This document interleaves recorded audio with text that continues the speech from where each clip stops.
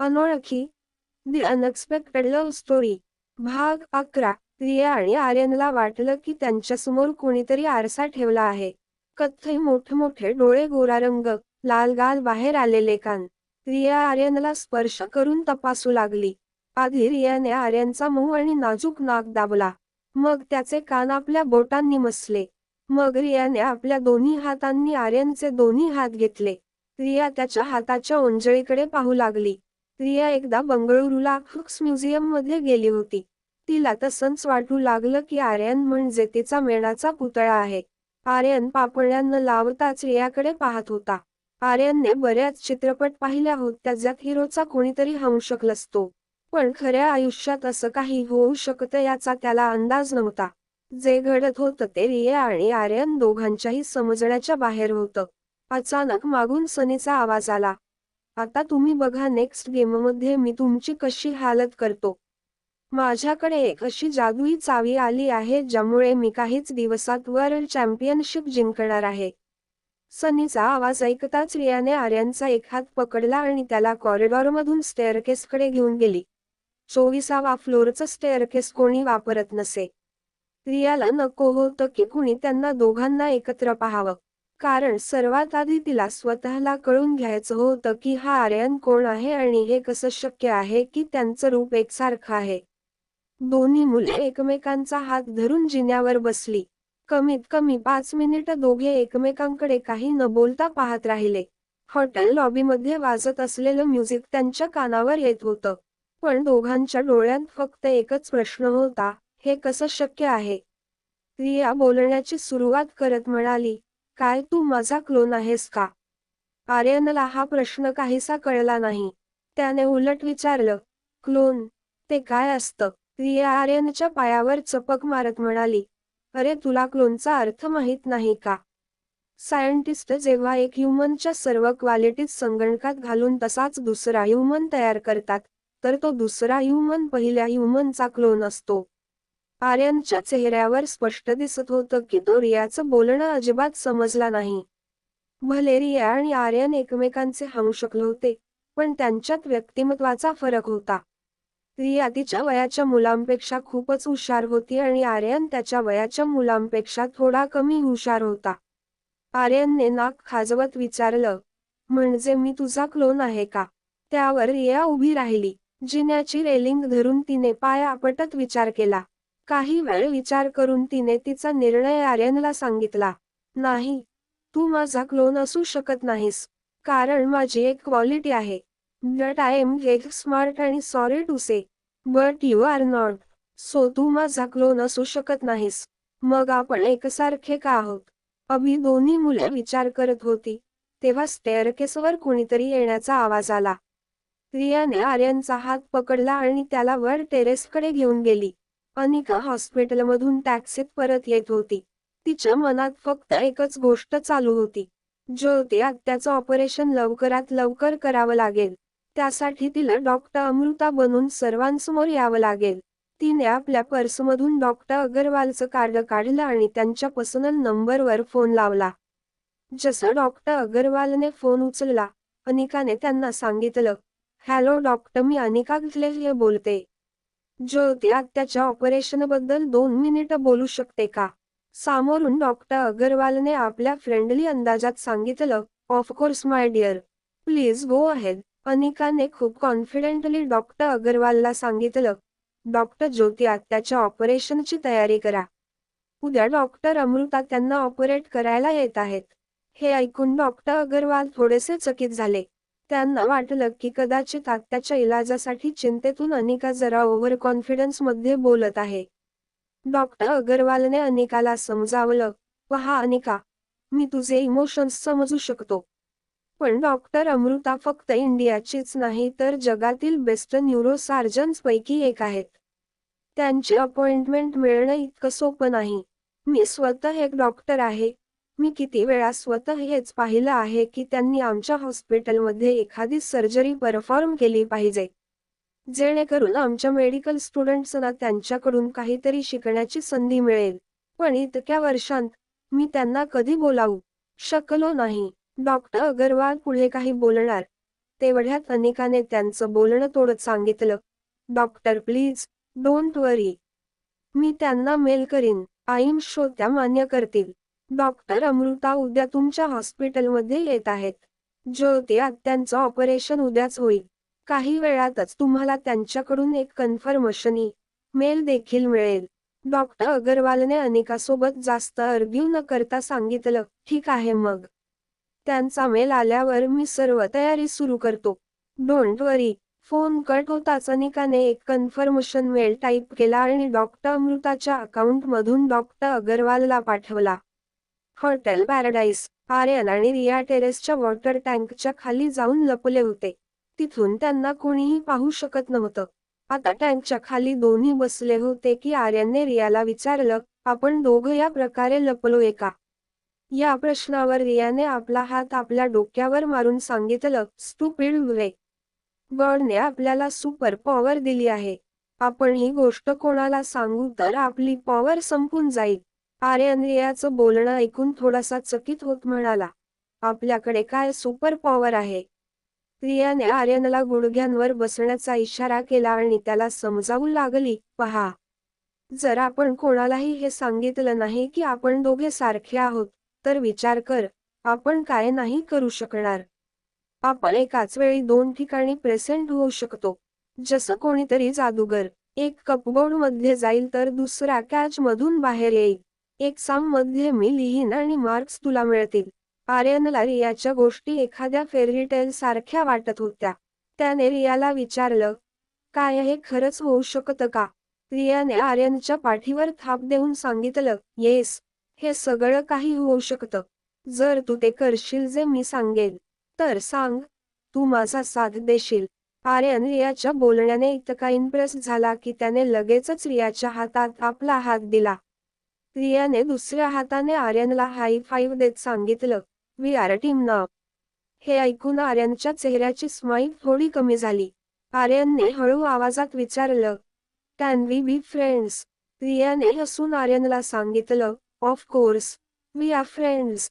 तेव्हाच रियाला जाणवलं की ती आपल्या नवीन मित्राशी खूप वेळ बोलत होती. पण त्याचं नाव तिला माहीत नव्हतं.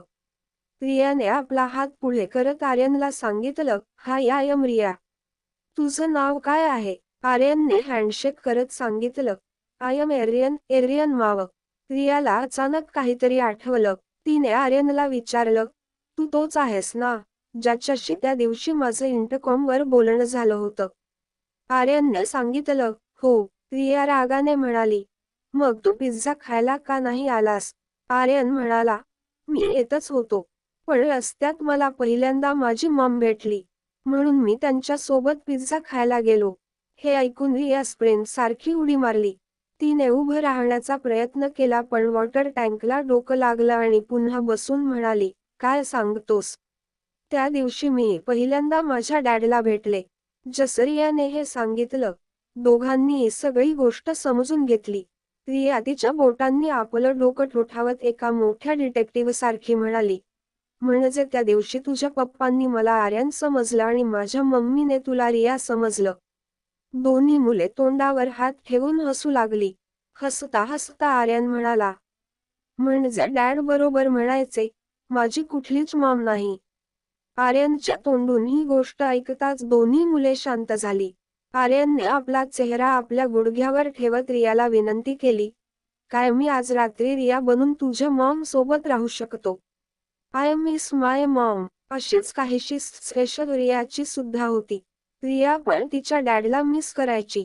आर्यनची आयडिया रियाला खूप आवडली. आर्यन आणि रिया गुडघ्यांवर रेंगाळत वॉटर टँकच्या बाहेर आले. मग रियाने चारीकडे पाहून खात्री केली की कुणी त्यांना पाहत नाही. मग आर्यनच्या खांद्यावर हात ठेवत सीढ्यांकडे जाताना ती म्हणाली, ठीक आहे, आज रात्री तू रिया बनून मम्मा सोबत राहा आणि मी आर्यन बनून तुझ्या डॅड सोबत राहीन. पण लक्षात ठेव, त्यांना याची माहिती नाही मिळायला हवी, नाहीतर आपल्या सगळ्या पॉवर्स संपून जातील. दोघं खूपच सावधपणे आवाज न करता सीढ्या उतरून परत त्यांच्या सूटकडे जाऊ लागले. Life care hospital, room number 32च्या बाहेर प्रीती बेंचवर बसली होती. तिच्या डोळ्यांतून अश्रू वाहत होते, पण तिची सिसकी थांबली होती. प्रीतीला विश्वासच बसत नव्हता. की तिची आई जीवन आणि मृत्यूच्या काठावर असताना अनिका त्यांना सोडून गेली होती.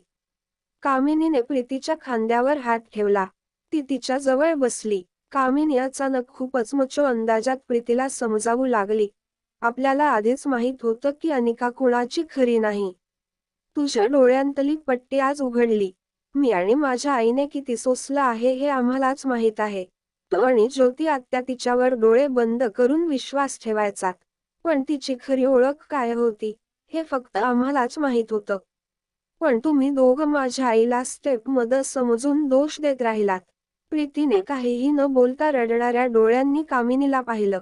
कामिनीने आपले हात वापरून प्रीतीचे अश्रू पुसले आणि म्हणाली, पहा, त्या अनिकाला विसरून जा, आम्ही आहोत ना इथे. तुझ्या मम्मीला काहीही होऊ देणार नाही. मी स्वतः डॉक्टर अमृताला मेल केला आहे. आत्याच्या ऑपरेशनसाठी तू काळजी करू नकोस.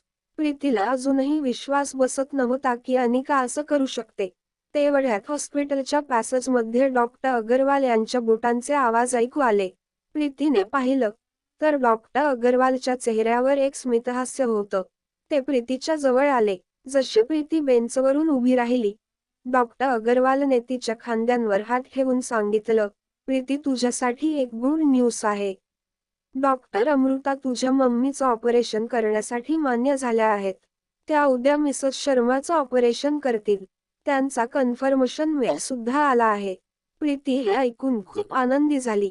तिच्या डोळ्यातले अश्रू चेहऱ्यावरच्या स्मितहास्यात बदलले. कामिनी आणि मनीषा एकमेकांकडे पाहू लागले. त्यांना विश्वासच बसत नव्हता की शेवटी डॉक्टर अमृता, ज्योती आत्याच्या ऑपरेशन करण्यासाठी मान्य कशा झाल्या. संधी पाहून कामिनी म्हणाली, थँक गॉड, माझ्या इतक्या मेल्सचा फायनली त्यांनी पॉझिटिव्ह रिस्पॉन्स दिला. कामिनीचं बोलणं ऐकून डॉक्टर अगरवाल थोडे कन्फ्यूज झाले. त्यांनी कामिनीला विचारलं, मात्र अगोदरच अनिकाने मला कॉल केला होता की. कामिनीने डॉक्टर अगरवाल यांना मध्येच थांबवत म्हटलं, सर, तुम्ही कोणाचं ऐकताय? अरे, ती डॉक्टर अमृतापर्यंत कशी पोहोचू शकते? तिच्याकडे आत्याच्या रिपोर्ट्स पण नाहीत आणि आत्याच्या ऑपरेशनमध्ये तिला काहीच इंटरेस्ट नाही. तुम्ही प्रीतीकडूनच विचारून घ्या. आत्याच्या ऑपरेशनसाठी तिला एक साधं काम दिलं होतं, तेही तिने केलं नाही. डॉक्टर अगरवाल हे ऐकून थोडेसे अचंबित झाले. जाण्यापूर्वी त्यांनी प्रीतीच्या डोक्यावर हात ठेवून सांगितलं, चल आता अश्रू पुसून टाक. इंडियाचे बेस्ट न्यूरो सर्जन उद्या तुझ्या मम्मीचं ऑपरेशन करणार आहे. Your mother needs your prayers, not tears. हे बोलून डॉक्टर अगरवाल परत जायला लागले. तेव्हा कामिनीने त्यांचा मार्ग अडवून विचारलं, sir, if you don't mind, काय मी डॉक्टर अमृताला या ऑपरेशन मध्ये असिस्ट करू शकते? डॉक्टर अगरवालने थोडं विचार करून उत्तर दिलं, well so, I will put your name on the list. त्यांना ज्युनियर डॉक्टर्सची एक टीम लागेल. मी तुझं नाव त्यात ऍड करतो. हे ऐकून कामिनी खूपच खुश झाली. ती विसरली की ती हॉस्पिटलमध्ये उभी आहे. ती जोरजोरात सगळ्यांना सांगू लागली, ऐकलं का? मी उद्या डॉक्टर अमृताला असिस्ट करणार आहे. प्रीती, ऐकलं? मॉम, ऐकलं का? I am going to assist the best neuro surgeon in India, doctor Amrita. Hotel paradise. Riya आणि आर्यनने आपले कपडे आपापसात बदलले.